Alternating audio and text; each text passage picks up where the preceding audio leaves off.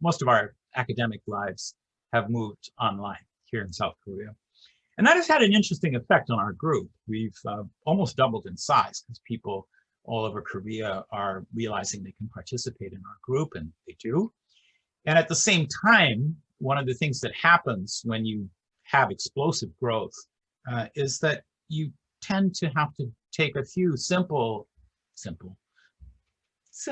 ideas and spread them to a large number of people rather than concentrating on just a handful of people. And the way we've done that is to translate one of Vygotsky's most difficult books. In fact, it's not even a book. It's a set of notes, a prolegomena that Vygotsky was clearly developing in the direction of a book, but it's not yet a book. And that book is called, well, what is it called? Some people have translated it as The Teaching About the Emotion, which is somewhat awkward, but it's quite accurate. And other people have translated it as The Theory of the Emotions. Vygotsky wanted both, but he only wrote one.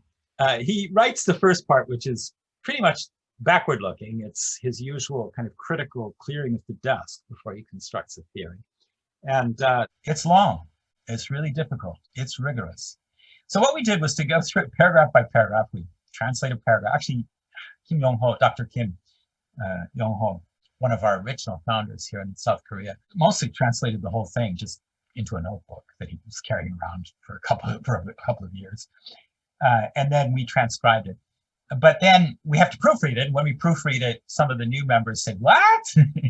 And then they have questions. And so what we do is we find a beautiful Dutch painting. And we put the question in the Dutch painting. And then I try to answer it in the caption. And then we discuss the answer.